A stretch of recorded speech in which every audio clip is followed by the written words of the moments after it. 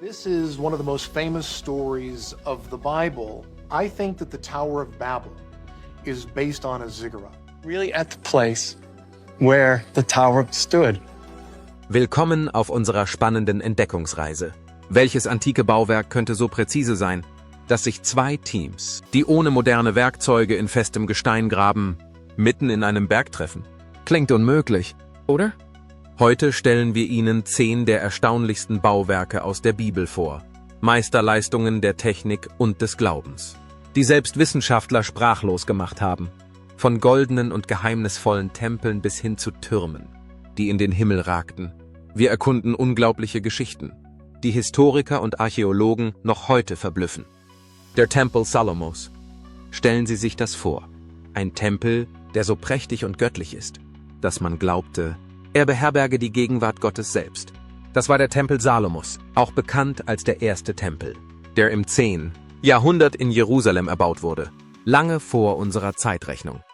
Das von König Salomo, dem Sohn Davids. In Auftrag gegebene Bauwerk sollte die Bundeslade, das heilige Symbol für die Macht Gottes, schützen und war daher sehr beeindruckend. Aber dies war nicht irgendein Gebäude. Es wurde zum Herzstück des israelitischen Gottesdienstes und hatte eine tiefe geistliche und nationale Bedeutung. Stellen Sie sich Handwerker aus Phönizien vor, die majestätisches Zedernholz aus dem Libanon importierten und ein Bauwerk schufen, das mit reinem Gold überzogen war, so strahlend, dass es eine Atmosphäre göttlichen Glanzes schuf, wie man sie nie zuvor gesehen hatte. Das in Gold getauchte innere Heiligtum war ein Zeugnis der göttlichen Herrlichkeit und machte den Tempel zu einem Leuchtfeuer der Gegenwart Gottes in der antiken Welt. Das Einweihungsgebet Salomos war ebenso bemerkenswert. Er erklärte, dass selbst die höchsten Himmel Gott nicht einschließen könnten. Eine tiefe Erkenntnis, dass das Göttliche nicht durch bloße Steinmauern eingegrenzt werden kann. Doch trotz seiner überwältigenden Schönheit und Heiligkeit fand dieses ikonische Bauwerk 586 v. Chr. ein tragisches Ende, als babylonische Truppen unter König Nebukadnezar es zerstörten, was für die Israeliten eine nationale und geistige Katastrophe bedeutete. Dieser Verlust löste eine tiefe Phase des Nachdenkens aus und beeinflusste die Entstehung eines Großteils der hebräischen Bibel. Dennoch bleibt das Geheimnis um den Tempel Salomos bestehen. Niemand weiß mit Sicherheit, wo er stand. Und archäologische Beweise sind rar. Doch biblische Texte, Schriften von Historikern wie Josephus und moderne Forschungen von Wissenschaftlern wie Israel, Finkelstein und Neil Asher, Silberman enträtseln das Rätsel und zeigen, dass dieser Tempel nicht nur ein Gebäude war, sondern ein Symbol der göttlichen Gegenwart, der Macht und eines tiefen Geheimnisses, das uns bis heute in seinen Bann zieht. Aber wenn der Tempel Salomos der Beginn eines göttlichen Vermächtnisses war, könnte das, was nach seiner Zerstörung kam, Sie noch mehr in Erstaunen versetzen. Der zweite Tempel. Stellen Sie sich eine Zeit vor, in der vor über 2500 Jahren ein zweiter Tempel aus der Asche des Exils auferstand, um dann für fast 6 Jahrhunderte das pulsierende Herz des jüdischen Lebens zu werden. Der um 516 v. Chr. fertiggestellte zweite Tempel in Jerusalem war bis zu seiner tragischen Zerstörung durch die Römer im Jahr 70 n. Chr. ein Symbol der Hoffnung, der Widerstandsfähigkeit und der göttlichen Gunst. Diese unerwartete Unterstützung durch einen fremden König wurde als göttlicher Segen angesehen, als ein Akt der Gunst, der den in den Büchern Esra, Nehemia, Haggai und Sacharia beschriebenen Wiederaufbau vorantrieb.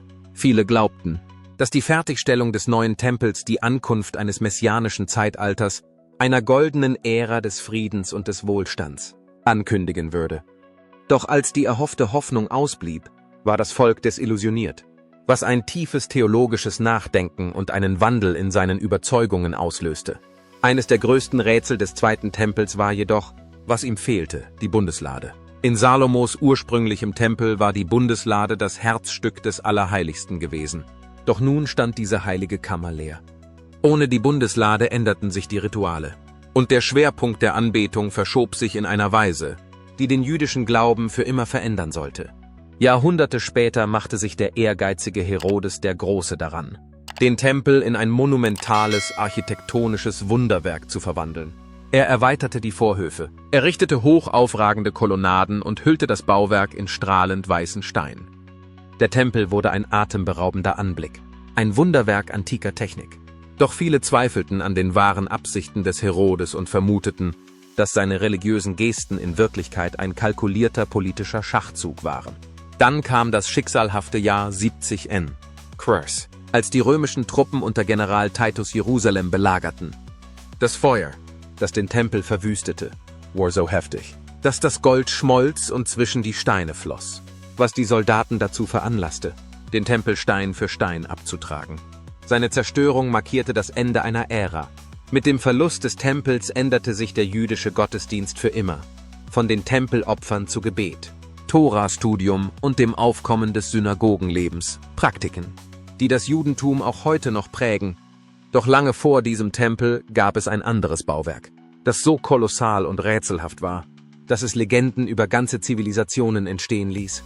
Wozu wurde dieses geheimnisvolle Bauwerk errichtet? Und könnte es wirklich existiert haben? Die Antwort wird Sie vielleicht überraschen. Bleiben Sie dran. Die Arche Noah. Eine der bemerkenswertesten Konstruktionen der Bibel wird in den Kapiteln 6-9 der Genesis beschrieben, dem Bericht über die Arche Noah. Angesichts einer von Gewalt und Korruption verzehrten Welt beschloss Gott, eine globale Flut herbeizuführen, da nur Noah seine Familie und Paare aller Lebewesen verschonte.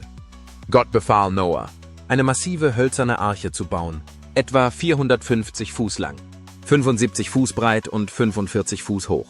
Für die antike Welt war dies ein gewaltiges Bauwerk, das eine der frühesten aufgezeichneten Leistungen im großen Schiffsbau darstellte.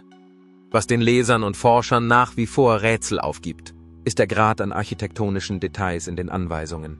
Die Arche sollte aus Gopherholz gefertigt, mit Pech versiegelt und ohne moderne Werkzeuge oder Technologien gebaut werden, aber dennoch in der Lage sein, eine katastrophale Flut zu überstehen. Der Bericht betont sowohl die Funktionalität als auch den Zweck, indem er die Arche als Überlebensgefäß und als Symbol des göttlichen Bundes darstellt. Dieser Bund ist ein zentrales Element der Erzählung. Nach der Sintflut geht Gott eine neue Beziehung mit der Menschheit ein, die durch das Erscheinen eines Regenbogens gekennzeichnet ist, der anzeigt, dass eine solche Zerstörung nicht mehr vorkommen wird. Darüber hinaus haben Wissenschaftler seit langem Ähnlichkeiten zwischen dem Bericht der Genesis und älteren mesopotamischen Fluterzählungen festgestellt, insbesondere dem Gilgamesch-Epos, in dem ebenfalls eine weltweite Flut und ein rettendes Boot beschrieben werden. Dies hat Akademiker wie John Walton und Kenneth A. Kitchen untersucht den Text als Teil einer umfassenderen altorientalischen Tradition und bietet sowohl historische als auch theologische Einblicke. In den letzten Jahrzehnten hat das Interesse an der Arche über die Theologie hinaus zugenommen. Expeditionen, die nach den Überresten der Arche suchten, konzentrierten sich auf den Berg Ararat, auf dem die Arche zur Ruhe gekommen sein soll. Bücher wie Die Sintflut der Genesis von Whitcomb und Morris trugen dazu bei, die Faszination der Öffentlichkeit für die Möglichkeit physischer Beweise zu erneuern. Doch als die Fluten zurückgingen und die Menschheit sich wieder ausbreitete, sollte ihr nächstes großes Projekt eine göttliche Reaktion hervorrufen, die ihresgleichen suchte. Was haben sie gebaut, dass Gott indirekt eingreifen musste? Turm von Babel. Eines der nachdenklichsten Bauwerke der Bibel ist der Turm von Babel, der in Genesis 11, Vers 1-9 beschrieben wird. Nach der Sintflut sprach die Menschheit noch eine einzige Sprache. In ihrer Absicht vereint, ließen sie sich im Land Shinar nieder und begannen mit dem Bau einer Stadt mit einem Turm, der bis in den Himmel reichte. Ihr Ziel war es, sich einen Namen zu machen und zu verhindern, dass sie über die ganze Erde verstreut werden. Doch dieser Akt des Stolzes führte zu einer überraschenden göttlichen Antwort. Anstatt das Bauwerk zu zerstören, verwirrte Gott ihre Sprache, machte die Kommunikation unmöglich und zerstreute das Volk über die ganze Erde. Die Bauarbeiten wurden eingestellt und der Ort wurde unter dem Namen Babel bekannt, was Verwirrung bedeutet. Die Geschichte bietet eine theologische Erklärung für die Vielfalt der Sprachen und Kulturen und wird oft als Warnung vor menschlicher Arroganz und zentralisierter Macht gesehen. Die Erzählung knüpft an umfassendere biblische Themen an, die später in der Apostelgeschichte, Kapitel 2, wieder aufgegriffen werden, wo die Sprachen zu Pfingsten auf wundersame Weise verstanden werden und die Einheit durch göttliches Eingreifen symbolisieren. Dieser Kontrast zwischen Spaltung und wiederhergestellter Harmonie unterstreicht die geistliche Tiefe der Erzählung von Babel. Das Bauwerk selbst weist eine verblüffende Ähnlichkeit mit mesopotamischen Zigguraten auf, insbesondere mit der Etemenanki-Ziggurat in Babylon. Dieser Stufenturm, der dem Gott Marduk geweiht war, wurde als Treppe zum Himmel bezeichnet. Wissenschaftler wie Victor Hurowitz und John Walton vermuten, dass der biblische Bericht die babylonische imperiale Ideologie kritisiert und die menschliche Herrlichkeit der göttlichen Souveränität gegenüberstellt. Die Geschichte ist auch heute noch erstaunlich aktuell und wirft zeitlose Fragen zu Stolz, Communication, kultureller Spaltung und den Grenzen des menschlichen Ehrgeizes auf, vom menschlichen Stolz bis hin zur göttlichen Macht. In der nächsten Geschichte wird das Drehbuch umgedreht. Die Mauern werden nicht hochgezogen, sondern stürzen in einem der verblüffendsten Siege der Geschichte ein. Die Mauern von Jericho. Zu den erstaunlichsten bautechnischen Ereignissen in der Bibel gehört der dramatische Fall der Mauern von Jericho, über den in Josua Kapitel 6 berichtet wird.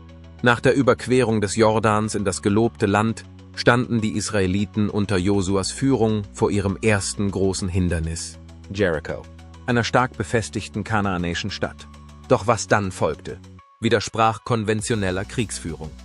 Nach dem biblischen Bericht wies Gott die Israeliten an, 6 Tage lang jeden Tag einmal um die Stadt zu marschieren, wobei sie die Bundeslade trugen und von Priestern begleitet wurden, die Trompeten bliesen.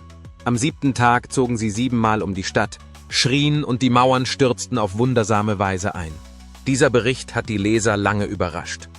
Nicht nur wegen ihres übernatürlichen Charakters, sondern auch wegen ihrer Botschaft. Der Sieg kam durch Glauben und Gehorsam, nicht durch militärische Macht. Die Geschichte unterstreicht ein zentrales biblisches Thema, das göttliche Eingreifen, das über die menschliche Strategie triumphiert. Doch die Erzählung überschneidet sich auch mit einer breiteren Debatte in der Archäologie. Die Ausgrabungen in Telles Sultan der Stätte, die als das alte Jericho identifiziert wurde, begannen Anfang des 20. Jahrhunderts und wurden bis in die Mitte des 20. Jahrhunderts unter Kathleen Kenyon fortgesetzt. Ihre Funde legten nahe, dass die Stadtmauern mehrere Jahrhunderte vor der israelitischen Eroberung zusammengebrochen waren, was einige Wissenschaftler dazu veranlasste, die biblische Zeitlinie in Frage zu stellen. Andere haben diese Schlussfolgerung jedoch in Frage gestellt. Bryant Wood, ein angesehener Archäologe, vertrat die Ansicht, dass die revidierten Interpretationen der Stratigraphie mit dem biblischen Bericht übereinstimmen und die Zerstörung näher an das späte 15. Jahrhundert vor der Common Era rücken könnten. Was die Geschichte von Jericho so fesselnd macht, ist nicht nur der Einsturz der antiken Mauern, sondern auch die anhaltende Debatte über Glauben, Geschichte und die Geheimnisse, die noch immer im Staub der Zeit begraben sind. Wundersame Einstürze sind eine Sache, aber was ist mit der antiken Ingenieurskunst, die sich jeder Logik entzieht? Wie konnten sich die Arbeiter ohne moderne Werkzeuge durch solides Gestein graben und sich in der Mitte treffen? Bleiben Sie dran. Der Tunnel von Hiskia.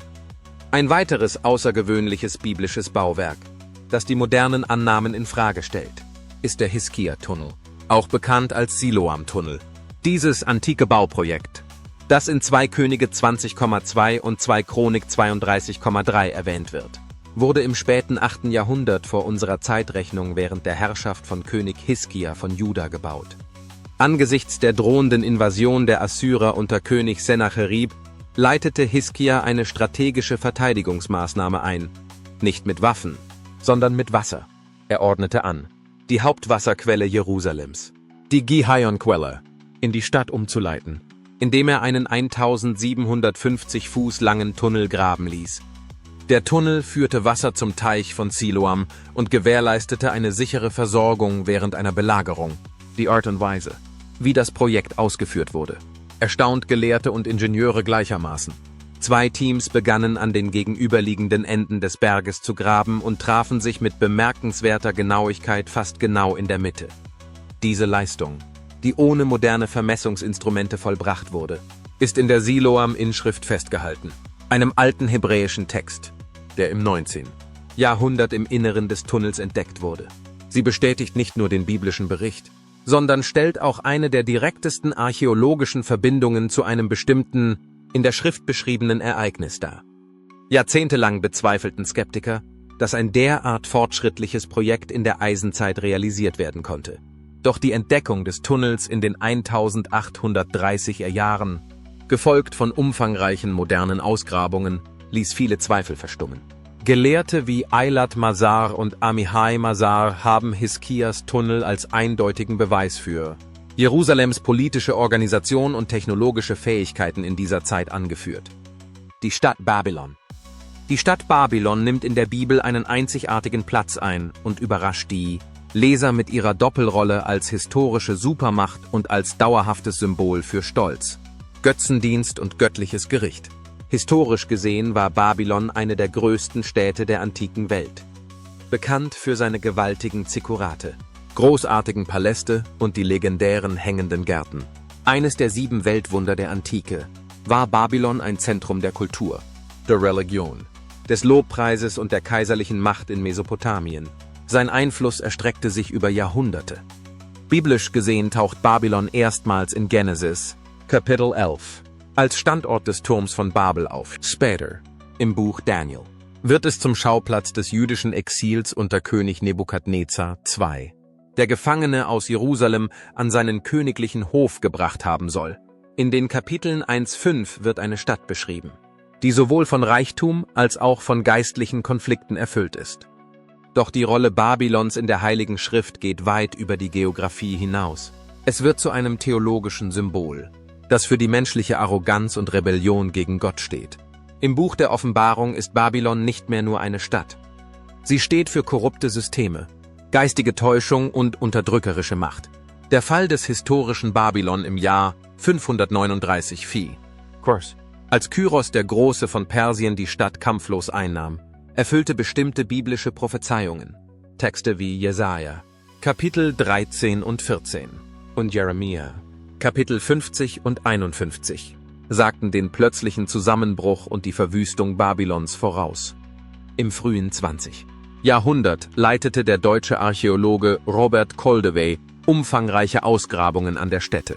Zu den Entdeckungen gehörten das spektakuläre Ishtar-Tor, Tempelfundamente und Palastruinen, die von Babylons einstigem Ruhm und seinem plötzlichen Niedergang zeugten und mit den biblischen Beschreibungen in Jesaja, Kapitel 13, Vers 19-22, übereinstimmen. Berg Sinai. Obwohl der Berg Sinai kein von Menschenhand geschaffenes Bauwerk ist, dient er als dramatischer Schauplatz für einen der bedeutendsten Momente der Bibel: die Übergabe der 10 Gebote und der Abschluss des mosaischen Bundes zwischen Gott und dem Volk Israel. In den Kapiteln 19 und 20 von Exodus heißt es, dass der Berg von Donner, Blitz, dichten Wolken, Feuer, Rauch und Trompetenschall eingehüllt wurde. Dieses überwältigende Schauspiel markierte die Ankunft von Gottes Gegenwart und machte den Berg zu mehr als nur einer heiligen Stätte, sondern er wurde zur Grundlage für Israels nationale und geistige Identität. Was die Gelehrten immer wieder überrascht, ist, dass der Sinai nicht nur als heiliger Berg, sondern auch als göttliche Baustelle dargestellt wird. Hier wurde Israel zu einem Bundesvolk aufgebaut. In den Kapiteln, die auf Exodus 25-31 folgen, gibt Gott detaillierte Anweisungen für den Gottesdienst, das Zivilrecht und die Stiftshütte, die dem Volk als Wohnstätte dienen sollte. Theologen wie Michael Fishbane und John D. Levinson hat darauf hingewiesen, dass die Sinai-Erzählung einem kosmischen Tempelbau gleicht. Angesichts der Funktion der Gesetze und Rituale als spirituelle Entwürfe, die die innere Architektur der Bundesbeziehung Israels zu Gott bilden, ist die anhaltende Debatte über den historischen und geografischen Standort des Berges Sinai ebenso zwingend. Während der traditionelle Standort Jebel Musa auf der ägyptischen Sinai-Halbinsel ist, schlagen einige den Jebel al-Laus in Saudi-Arabien oder andere Gipfel im Nordwesten Arabiens vor. Bislang konnte jedoch keiner dieser Orte durch archäologische Funde endgültig bestätigt werden. Wie bereits in James K. Hofmeyr in Israel auf dem Sinai erwähnt, hat das Fehlen physischer Überreste eines großen Lagers den Skeptizismus hinsichtlich der Historizität des Exodus genährt.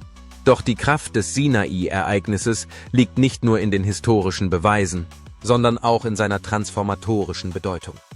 Der biblischen Erzählung zufolge erhielt hier eine Gruppe ehemaliger Sklaven ihre Identität als Bundesvolk, eine Idee, die die jüdische, christliche und islamische Theologie bis heute prägt.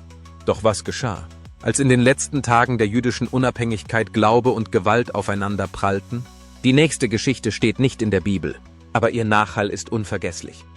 Festung von Masada. Obwohl Masada in der Bibel nicht direkt erwähnt wird, bleibt es eine der dramatischsten und emotionalsten Stätten der biblischen Geschichte.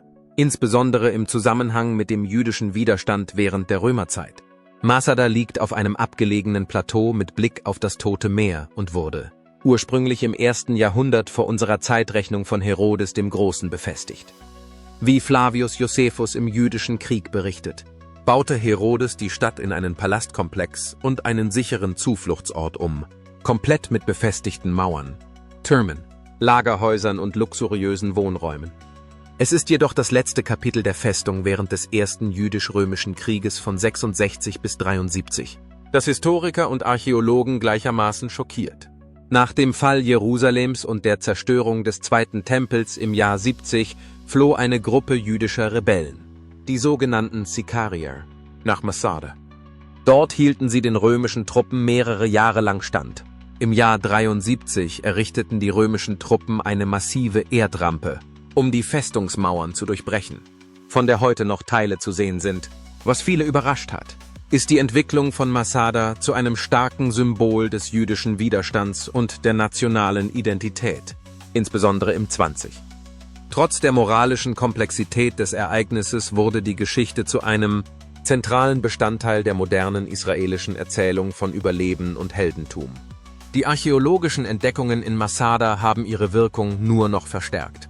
In den 1960er Jahren wurden bei Ausgrabungen unter der Leitung von Yigael Yadin Herodes Paläste, Lagerräume, Ritualbäder, Verteidigungsanlagen und menschliche Überreste freigelegt, die die Erzählung des Josephus eindeutig belegen. Obwohl Masada an sich kein biblisches Ereignis ist, wird es oft als das letzte Echo der biblischen Ära angesehen.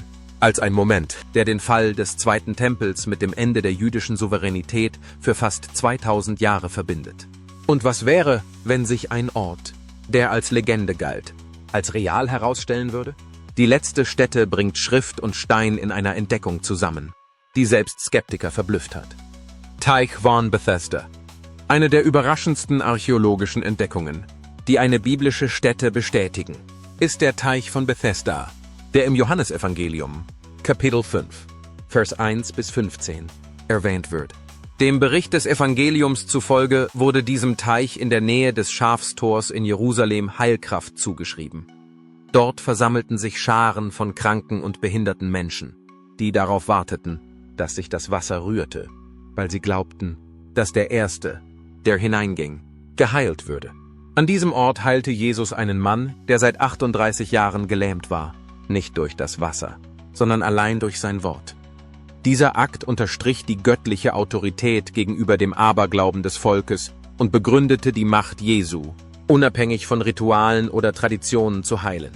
Jahrhundertelang glaubten viele Gelehrte, der Teich von Bethesda sei lediglich symbolisch oder fiktiv, da keine physischen Beweise für seine Existenz gefunden worden waren. Doch im späten 19.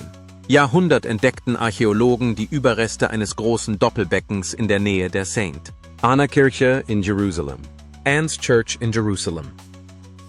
Die Überreste eines großen Doppelbeckens, das mit der detaillierten Beschreibung im Johannesevangelium übereinstimmt. Noch überraschender war, was die Ausgrabung zutage brachte. Die Stätte enthielt Überreste eines heidnischen Heiligtums, das dem griechisch-römischen Heilgott Asklepios geweiht war. Diese Entdeckung lieferte einen wichtigen kulturellen Kontext, der erklärt, warum die Stätte für wundersame Heilungen bekannt war und warum so viele Menschen an die Kraft des Wassers glaubten. Archäologen entdeckten auch 5 überdachte Säulengänge, genau wie in Johannes 5,2 beschrieben. Ein Detail, das lange Zeit als symbolisch angesehen wurde, nun aber als historisch korrekte Architektur bestätigt wurde. Diese Übereinstimmung zwischen der biblischen Erzählung und den physischen Beweisen veränderte die Meinung der Gelehrten über die historische Zuverlässigkeit des Johannesevangeliums, das oft eher als theologisch denn als historisch angesehen worden war. Gelehrte wie Craig S. Keener und Jerome Murphy O'Connor haben den Teich von Bethesda als eine seltene, aber wirkungsvolle Konvergenz von Schrift und Archäologie bezeichnet. Wenn Ihnen das heutige Video gefallen hat, geben Sie ihm bitte ein Like und vergessen Sie nicht, den Kanal zu abonnieren, um über weitere spannende Videos informiert zu werden. Ihre Unterstützung bedeutet uns sehr viel. Klicken Sie auf das Video, das jetzt auf Ihrem Bildschirm erscheint, um weitere fesselnde Inhalte zu entdecken. Und hinterlassen Sie unten einen Kommentar zu dem nächsten Thema, das Sie gerne auf unserem Kanal sehen würden. Vielen Dank fürs Zuschauen und wir sehen uns im nächsten Video wieder.